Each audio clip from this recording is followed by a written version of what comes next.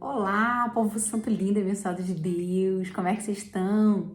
Quem não me conhece, meu nome é Maristela Coure e a gente tá em Samuel, tá bom? Eu tô falando, fazendo aulas rápidas aqui e dinâmicas desde Gênesis, pretendo fazer até Apocalipse, pretendo fazer a Bíblia toda, sim, se for da vontade de Deus, com a permissão do Senhor, eu farei essas aulas para vocês, tá bom? Então, hoje nós vamos falar de Samuel do 18 ao 23. Então, assim começou um laço de amizade muito forte entre Jonathan, que era filho de Saul, e Davi. Eles fizeram uma aliança de amizade, um jurando pro outro, prometendo que um cuidaria das questões do outro, da família, que nunca nada deixaria acontecer, que um pudesse sempre contar com o outro. Fizeram uma aliança de amizade linda e genuína e verdadeira ali naquele momento. E aí Saul percebeu que todo o povo gostava de Davi. Davi era muito...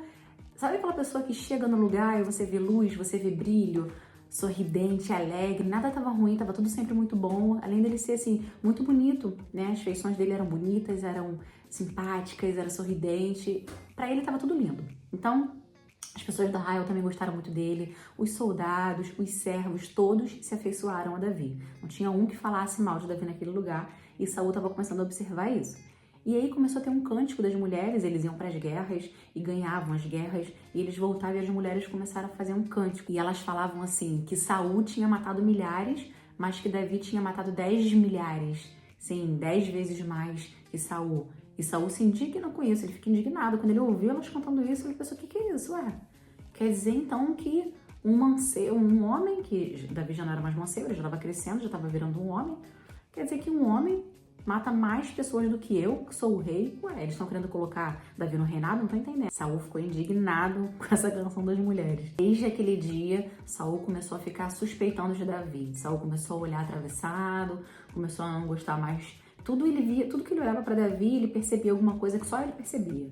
Ele começou a ficar com maus olhos, porque quando a gente começa a ficar com maus olhos com as pessoas, a gente começa a ver coisas que não é verdade. A gente começa a fantasiar coisas na nossa cabeça que a pessoa nem é assim. Mas enfim, a gente entra no outro mérito no outro dia sobre isso. E aí, Davi chegando perto de Saul, ele estava com a harpa na mão para tocar, como ele sempre fazia, e Saul tinha uma lança na mão. E por 2 vezes Saul tentou jogar essa lança em Davi. E aí Saul colocou Davi na parede e Davi conseguiu fugir. E aí Saul, muito invejoso, Saul tinha inveja de Jonathan, Saul tinha inveja de Davi.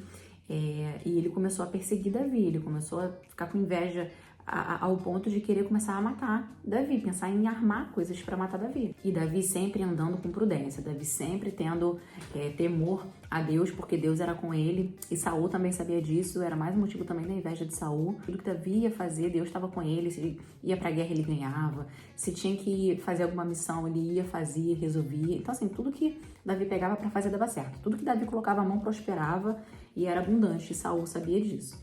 E ao mesmo tempo também Saul sabia que se Davi não estivesse ali, ia ficar mais tenso a vida de Saul, né? E aí Merabe, a filha de Saul, que tinha sido prometida para Davi, lembra? Quando ele ganhasse Golias, ele ia dar uma parte da riqueza para Davi e ia dar a sua filha. Só que a sua filha foi dada para outro homem, não foi dada para Davi, conforme tinha prometido. Mas ele tinha uma outra filha chamada Micael, que ela amava Davi. E aí Saul, sabendo que Micael amava Davi, e Davi também gostava de Micael, ele falou assim, então Davi, eu vou dar a mão da minha outra filha para você, mas você tem que ir lá nos filisteus, matar 100 homens e trazer o prepúcio deles para mim. Davi falou, tudo bem, vou. Ele sabia que eu consegui, foi lá, matou o dobro de filisteus e trouxe os prepúcios para Saul, e trazendo, Saul não viu outra saída, teve que dar a mão da filha Micael para se casar com Davi. E aí Jonatas ouviu seu pai Saul falando com os outros homens, armando de matar Davi, escondido, junto com a sua filha na tenda, após o casamento. E aí Jonathan foi correndo para Davi e falou, olha, meu pai quer te matar, o meu pai tá armando contra você. E Jonathan falou pro Davi se esconder, para Davi sair daquele lugar e sumir. E aí Jonathan perguntou para Saul, mas pai, por que o senhor quer matar Davi? Um sangue inocente, ele nunca te fez nada, não tem motivo para você matar ele. E Saul ouviu Jonathan e falou assim, realmente não tem motivo, tá? Que viva o Senhor, então Davi não morrerá. Porém, como as pessoas falam, foi tudo fake news, né? Saul não tinha intenção nenhuma de não matar Davi, ele fingiu que ia ser amigo. E aí, nesse mesmo período, Davi foi guerrear contra os filisteus e Saul começou a armar contra a vida de Davi. E aí o espírito mal se empoderou de novo de Saul e Davi chegando, ele cravou de novo Davi na parede com sua lança, por 2 vezes tentou matar, essa é a segunda vez, e Davi conseguiu fugir. Nisso que Davi conseguiu fugir, foi para sua tenda junto com a sua esposa, Micael, filha de Saul, ela falou pra ele, olha, foge essa noite, foge logo pela madrugada, porque antes de amanhecer, meu pai vai mandar te matar.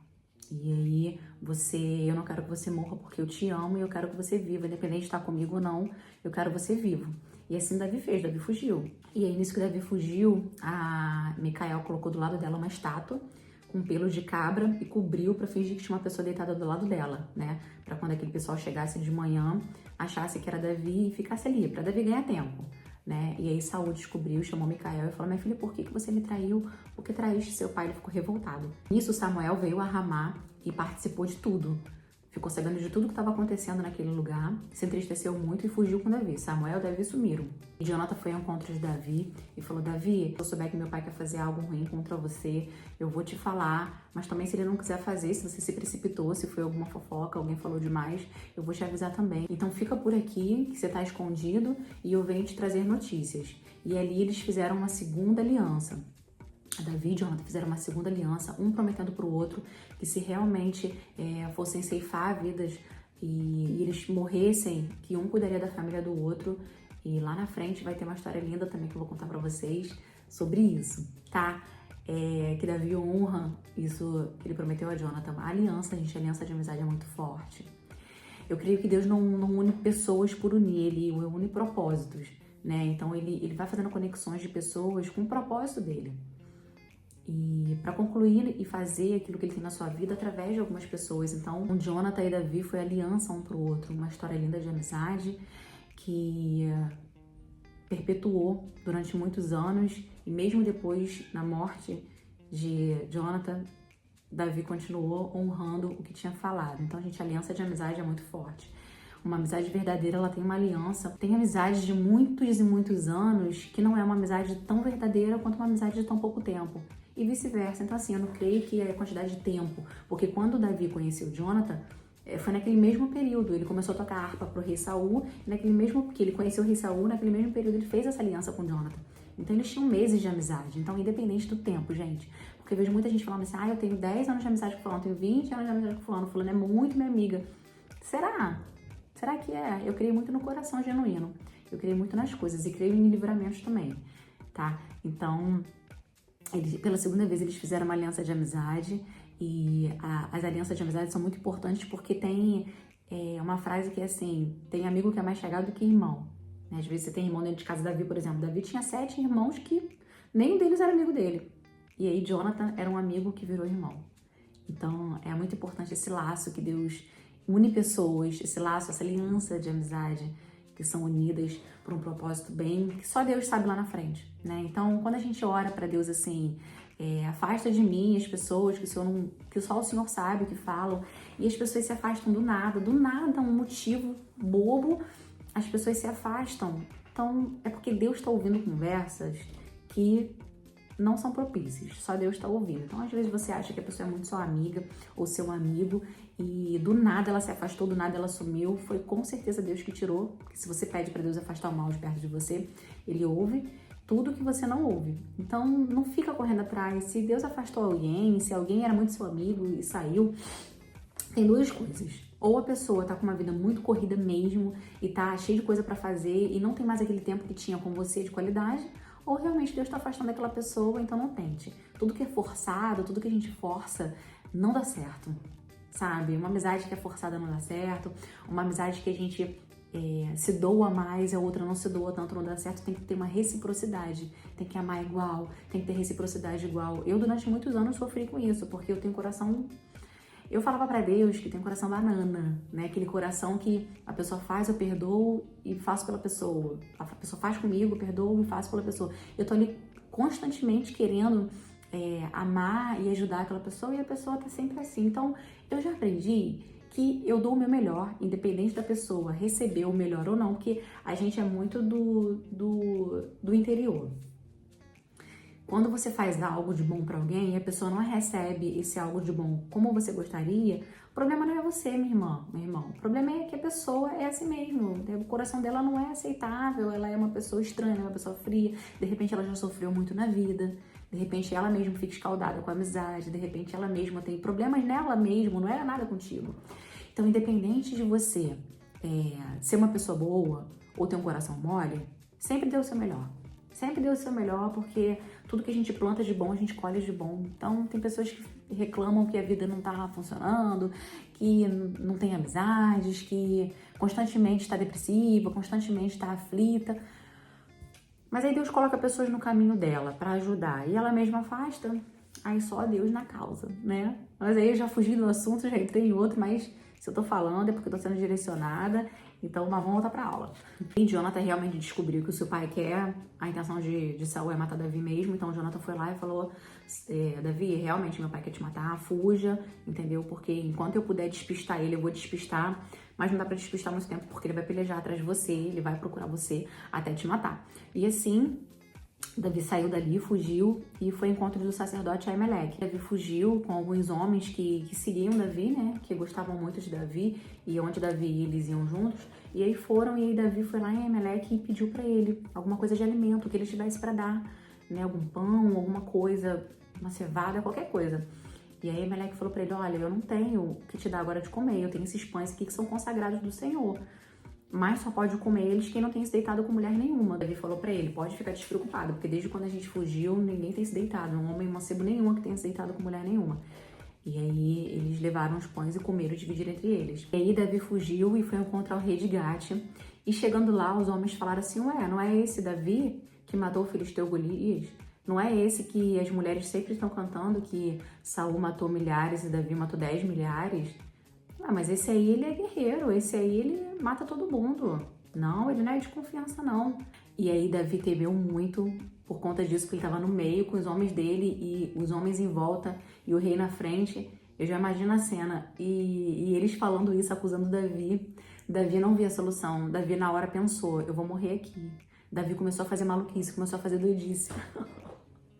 Davi começou a fazer assim, ficou babando, ficou abrindo a boca, ficou se entortando, ficou de maluquice, fazendo maluquice. E aí o rei olhou pro povo e falou assim, gente, mas esse cara é maluco, esse cara é louco. Esse cara é sequelado, ele é um demente, tira esse cara daqui, não tem nem coragem de matar esse cara, ele é maluco. E a gente lembra da vez que eu falei pra vocês, que ia falar pra vocês que Davi se fez de maluco pra sobreviver? É esse momento. Em frente ao rei de Gate, ele começou a babar, cuspir, se tremer, começou a fazer fingindo que era doido pra não morrer.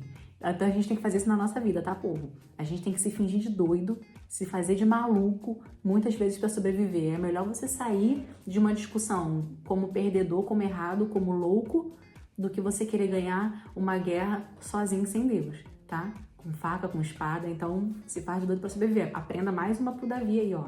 Check. Aprendendo com Davi. Eu vou começar a fazer uma agenda e botar aprendendo com Davi, check. Meter o louco, se fazer de louco pra sobreviver. E aí Davi aproveitou e fugiu dali e foi pra caverna de Adulão. Lá na caverna de Adulão só tinham homens desgostosos da vida, endividados, pobres, homens que sofreram muito por algum motivo. E ali Davi, com seus homens, se juntaram com aqueles homens. E aí nisso que Saul ia atrás de Davi, ele passou lá em Aimeleque. Lembra que Aimeleque tinha dado os pães para Davi comer? Ele matou todos os sacerdotes, matou Aimeleque, matou seus filhos, saiu matando todo mundo daquele arraial por conta de que ajudou Davi. Todos os lugares que Saul ia passando, ele ia sabendo que alguém ali ajudou Davi, ele ia matando as pessoas, sem dó nem piedade. Porque tinha um homem que era servo de Saul e ele ficava ali no meio daquele pessoal. E quando Davi viu aquele homem, ele falou para Aimeleque, esse homem é confiável? Você confia nesse homem? Esse homem é lá do pessoal de Saul. E aí Aimeleque falou, não, ele tá tudo sob controle. Mas na verdade não tava. Aquele homem era o caguete, era o fofoqueiro, era o X9. E foi falando para Saul todos os lugares que Davi ia passando. E Saul foi matando todo mundo daqueles lugares. Gente, Saul era endemoniado, né? Meu Deus do céu. Um único filho, o Abiatar, filho de Aimeleque, conseguiu fugir e foi correndo ao encontro de Davi e contou tudo o que tinha acontecido. E aí Davi falou para ele, fica aqui comigo então porque você não vai morrer, eu vou te proteger. E aqui a gente acaba a nossa aula de hoje, do 18 ao 23, tá? Davi continua guerreando e na próxima aula a gente vai dar continuidade a essa trajetória de Davi, o que foi acontecendo, os perrengues dele, as vitórias dele, as coisas que Deus foi fazendo, ele e Deus no meio do caminho e todas as outras coisas que a gente aprende com Davi, porque o livro de Davi é uma história extraordinária, né, gente? Davi ensina muito pra gente a ser forte e corajoso e não desistir. Os salmos de Davi são tudo assim, né? Pra Deus proteger contra os inimigos, louvando a Deus, pedindo misericórdia para Deus, para a alma dele aquietar, porque ele estava perturbado no sentido de preocupado, né? Mas ele confiava muito em Deus. Então, Davi, ele foi segundo o coração de Deus, né? Ele fez umas besteiras dele que a gente vai falar lá na frente, mas ele tinha um coração que eu chamo de coração mole, coração banana. É esse coração. Tudo que acontecia, que ele via que errava, ele se jogava no chão, jejuava, orava, pedia misericórdia para Deus. Porque, gente, nós não somos perfeitos, nós somos pecadores, não tem jeito. Na verdade, nós não somos mais pecadores, corrigindo. Nós saímos do pecado, mas constantemente a gente falha, porque somos seres humanos, né? E a gente tem que pedir a misericórdia e a graça do Senhor, e Ele tem misericórdia da gente, porque nós não merecemos o perdão dele. Por isso, quem somos nós para não perdoarmos quem nos fere? Quem somos nós para não perdoar quem a gente não quer perdoar? Porque perdoar não é uma opção, é uma decisão. Você tem que decidir perdoar para as suas orações serem ouvidas. Quando você libera o perdão no seu coração, você vira muitas chaves. Deus quer mandar muitas bênçãos para sua vida, mas Ele precisa que você tenha um coração perdoável, tá? E quando a gente pede perdão para Deus, perdoai nossas ofensas assim como nós perdoamos quem tem nos ofendido. Para você pedir perdão para Deus, você tem que perdoar. Então, se tiver alguma ofensa, alguma coisa lá no fundo do seu coração, que mesmo que você ache que não tenha perdoado, tira, arranca, joga fora, porque não vale a pena. Você não perdoar alguém é como se você tomasse um veneno para outra pessoa morrer. Então, faz mal para você. Tá, minha irmã, meu irmão? Deus abençoe a vida de vocês, uma ótima semana, que a graça e o favor do Senhor deixe sobre a sua casa, sobre a sua família, e que nada te falte, e que esse Deus vivo que a gente serve, guerreiro, rei dos reis, esteja contigo, caminhe contigo todos os dias da sua vida. Constantemente faça essa oração, louva a Deus, declare o amor, busca mais a presença de Deus. Não é só você ver os vídeos aqui, porque ver os vídeos vai ser muito bom para sua leitura, para o seu aprendizado, mas você mergulhar na palavra do Senhor, para Ele falar com você, é quando você lê a palavra dele, tá bom? Então, Deus abençoe vocês, até a próxima aula.